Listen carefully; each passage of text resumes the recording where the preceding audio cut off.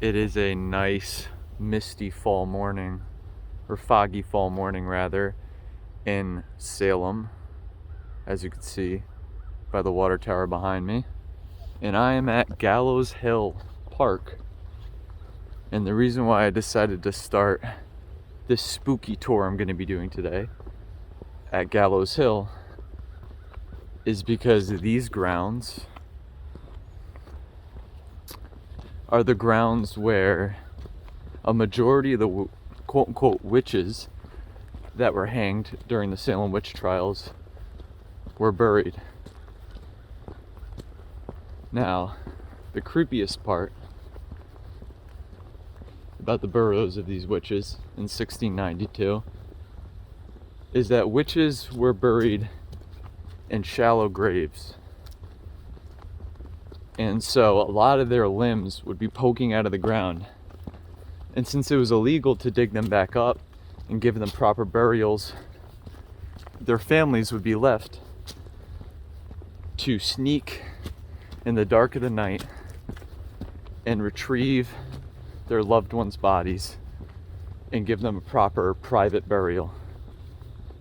So it is not believed that there are any bodies currently buried here, but the grounds of Gallows Hill is known to be very haunted as a result. Where I'm going to be taking you next is Proctor's Ledge, which is just down the hill from here. And at Proctor's Ledge, that is the actual location where the quote-unquote witches of the Salem witch trials were hanged. Before the trials even began, Salem was divided into two areas.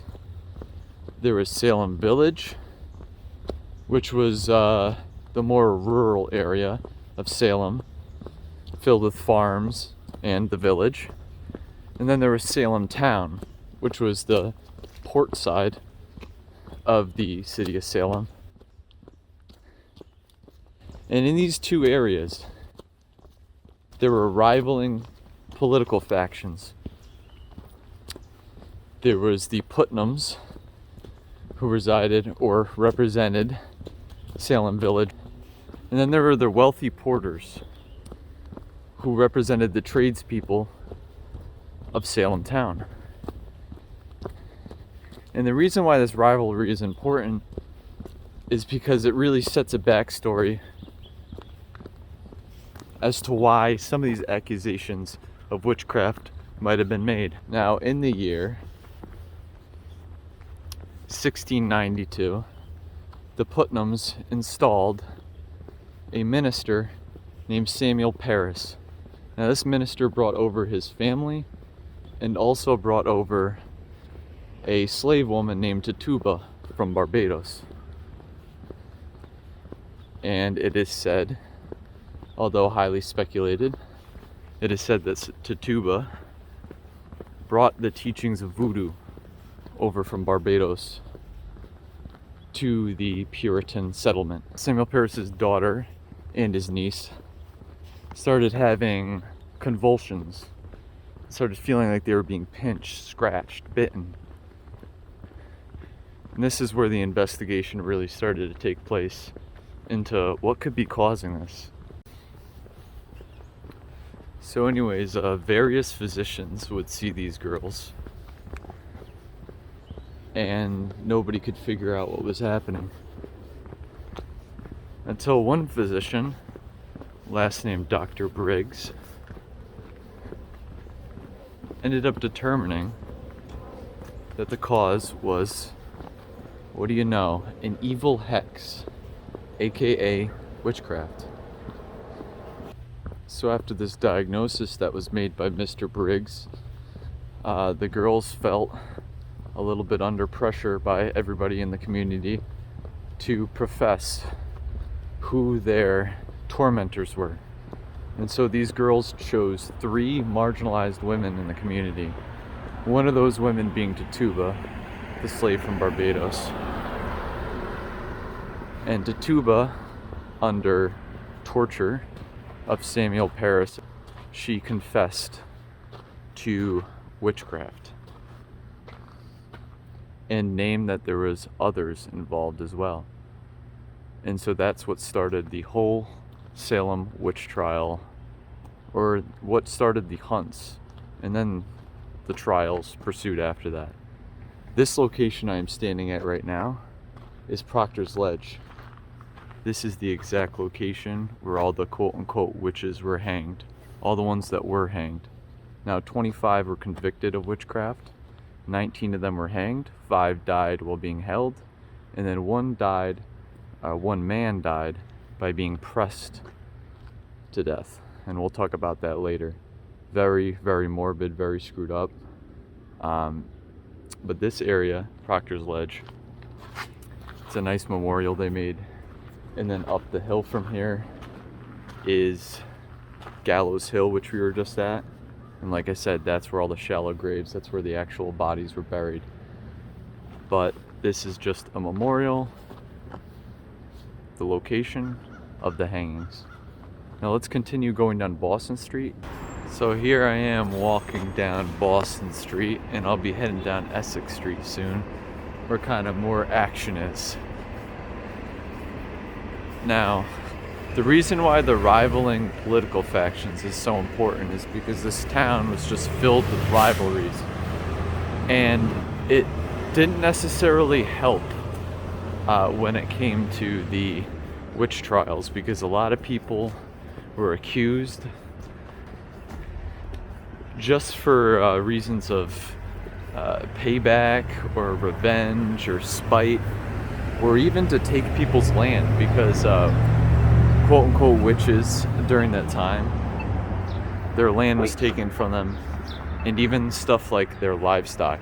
So you see towards the end of the witch trials, a lot of the accused towards the end ended up being actually wealthy people with land.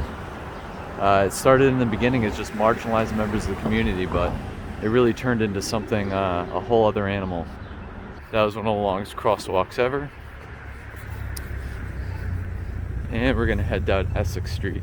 So yeah, before even the witch trials happened, a lot of the young women in Salem were rumored to have dabbled in things like fortune telling. And so there was some supernatural practices happening even before the accusations of witchcraft. Could that have helped fuel the accusations of witchcraft? Who knows, because witchcraft was really a thing that was going around in Europe since the 1300s. So yeah, let's talk about like the old, let's go further back than the witch trials in Salem's history. And let's talk about Salem being settled in 1623. If I get the date wrong, I'll correct it on the screen. But Salem was settled in 1623, before the English came here. It was the Namkek, I'm sorry, I really don't want to screw up the name, I'm trying, but it was the Namkek Indians that were in this area. And one of the appeals of Salem, other than its spooky history, is that it is a port town, and it has some beautiful colonial as well as Federalist architecture. Now when you get to this area, you start to really see the appeal of this area. I mean, the colonials, the landscaping. Now Salem's a very expensive city to live in, big surprise. I like the way they painted this.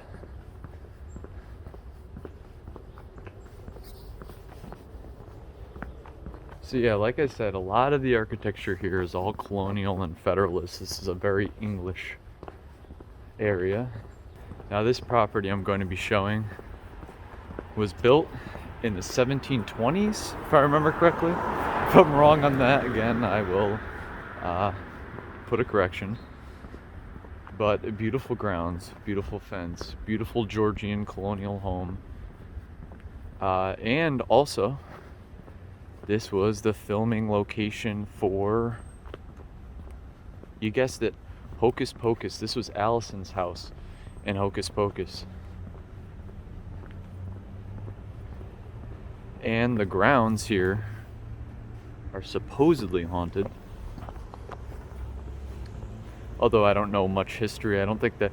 I do know that during the American Revolution, an angry mob sacked this house. That's an interesting thing. But, yeah. Just a little Hocus Pocus filming location. Beautiful Colonial. I'd say it's a spot I would stop at because right down the street from here is the witch house. And here's the first church of Salem. So, definitely check all three of these out. Our next stop is the Salem Witch House right here. Now this is the only house still standing with direct connections to the Salem witch trials. Fascinating location. It was the home of Judge John Corwin. And he also met with Judge John Hawthorne here. Actually, you know what? Let me get a better view here because, you know, that's what I'm doing these videos for, so you can see a little bit of it. That's the witch house. So a bunch of arrest warrants were made in this home, as well as conversations about the accused, stuff like that. So there's a lot of dark history there. And another extremely haunted location. Reports of objects being thrown, shadows, everything. People believe that John Corwin's spirit actually haunts this location. Fascinating location. Awesome. Black Colonial. Now let's continue. Alright, now we are reaching the heart of Salem, basically. And this is where the fun starts, right? So you see a bunch of people taking photos with the Elizabeth Montgomery Bewitched statue, which is right here. Pretty cool. A bunch of cool stores I recommend definitely checking out. Washington Drive here. This is a cool store here, House, which a lot of girls love this store. It's one of those stores. You know, a lot of natural products, you know, white colors, stuff like that. Behind me is the Walter Merchant House. This is now a hotel, but at one point it was the jail. That's right, jail and home of Sheriff George Corwin. Of course, I always get people beeping and honking. Let me start that again. This is the Merchant House. Is anybody gonna honk at me? This is standing on what was the former jail and home of Sheriff George Corwin. And he was the sheriff during the witch trials. A terrible, brutal man. He basically was known for torture. He was nicknamed the Strangler. Not too delightful history. He was a sick man, but the grounds here and the hotel itself are known to be incredibly haunted. And it's believed that it's George Corwin who is haunting the place. Very cool. Now we're heading into the kind of old downtown district. Right behind me, you'll see the old town hall. This is another Hocus Pocus filming location. I'll get a little closer for you. And I'll turn this around in just a second so you can get a better look. Yeah, cool piece of history. Old Federalist style building. The old town hall. The dance scene where the parents went to the dance in Hocus Pocus was filmed here. So that's kind of the main draw for most people. I just think it looks like an awesome piece of architecture. And this awesome little alleyway here, I love. So now I am on the corner near the Hawthorne Hotel.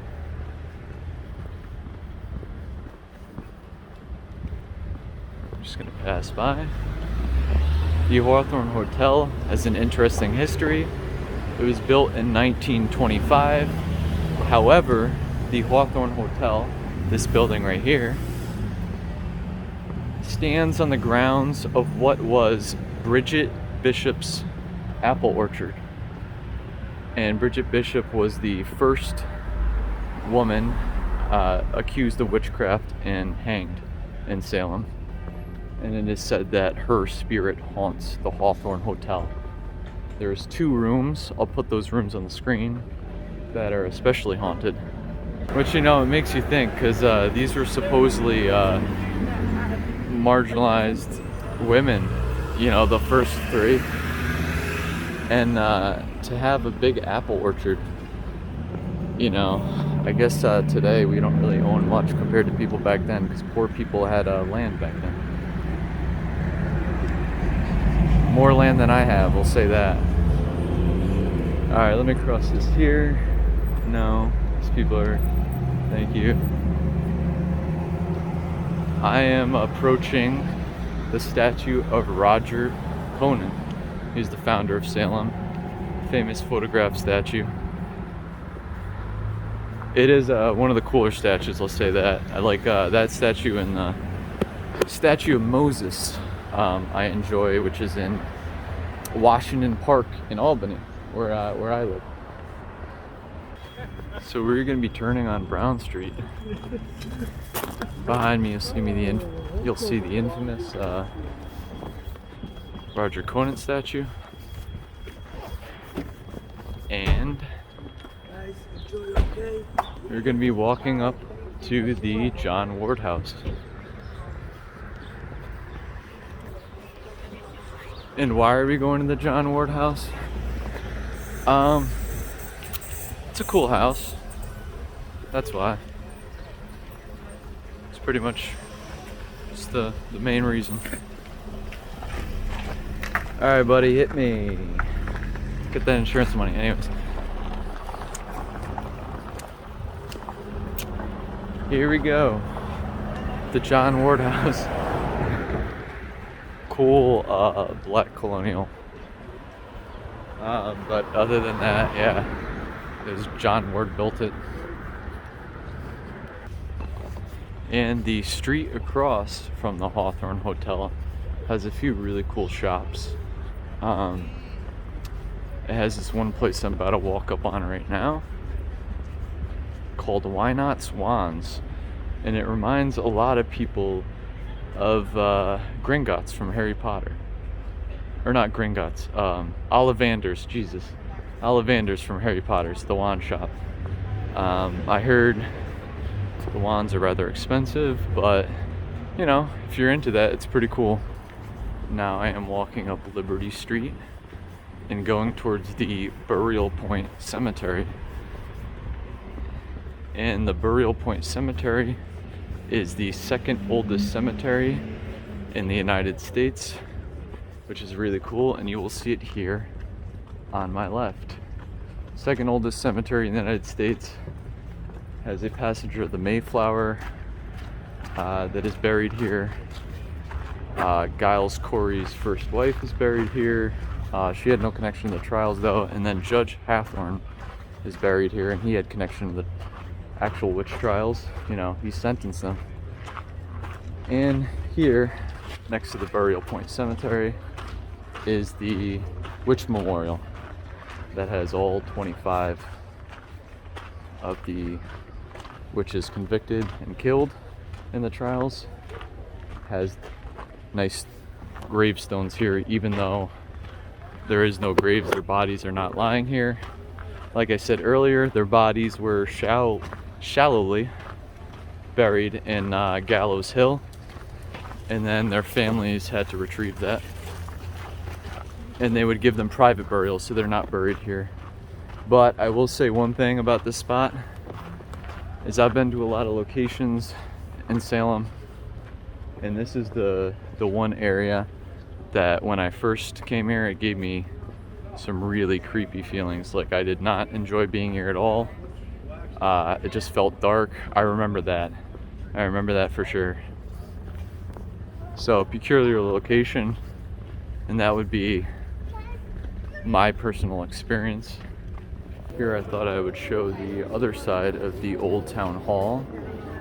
Of course, this is the town hall made famous by the movie Hocus Pocus. This is where the dance scene happened, where the parents come and everything. So cool thing there. Cool street here. Getting on Essex Street. This is like the old Essex Street. They have it blocked off from cars this time of year, which is great. They have the cobblestone, which is really cool. And they have my favorite store in Salem, which is Wicked Good Books, which also has a history of poltergeist activity. Very fascinating. On one of the lists of the most haunted locations of Salem, actually. If you go further down Essex Street, you will find the Peabody Essex Museum. Actually, I have never been in the Peabody Essex Museum before, because every time I go to Salem, there's just too much to do. We are walking down Brown Street towards Howard Street, and we're gonna take a left on Howard, and we're gonna check out the Howard Street Cemetery, where one of the quote-unquote witches was sentenced to death. And this time it was a man. His name was Giles Corey. And he wasn't hanged, he was actually pressed to death. It was an old French technique where they would lay stones on top of a board, one after another, in hopes to get a confession out of someone. But Giles Corey didn't budge because he was presumably innocent, and he died. So now we're taking a turn down Howard Street. So the way they handled the trials were a little out of whack. Anybody that would plead guilty would be spared, and the people that would plead not guilty would be sentenced to death. A little bit backwards. And since this was a heavily Puritan community, it was seen as a moral scar to admit you're a witch. So those who plead not guilty were sentenced to death, but from their minds, they were still able to keep their moral superiority, or whatever you want to call it, their moral cleanliness. Here, alongside me, we have Howard Street and the Howard Street Cemetery. Very creatively named. Now, it's actually the field across the cemetery. It's not the cemetery itself, where Corey Giles was pressed to death. So I talked about the process of him being pressed to death, but what I didn't talk about is how he got there. So he was accused of witchcraft and owned a large plot of land. So it was most likely some sort of a land grab. When he was brought to court, he was asked whether he pleads guilty or not guilty, and he would not speak at all. That left the court in a sort of standby where they had to figure out what to do with him. So they didn't sentence him to hanging, rather they put the rocks on top of the board, one after another on top of him, in hopes that he would confess. Now, unfortunately, that didn't happen, like I said. He passed away, and now his spirit is said to haunt these grounds. The folklore behind seeing Giles Corey's spirit is that if you see a spirit, Salem burns. Now, on a couple occasions, people have seen a spirit, and then supposedly there had been fires subsequently, the day after or the night of. Now, one woman, I was watching a documentary, and in this old jail here behind the cemetery, she believes to have seen Giles Corey in the window. And the next day, she heard stories that multiple houses burned down in Salem. So very fascinating. Perhaps Giles Corey put a curse on the town. That is one belief. One belief that is, he was breathing his last words. He put a curse. I am at Crocker Park here. And just to show you that Salem is a port town for sure. And there are some gorgeous areas here along the water. A lot of people who visit fail to come all the way to the water, but it is definitely worth the 15-minute drive out from the center of the city. Look at that. So while you're out here, definitely would recommend Crocker Park. Stop by,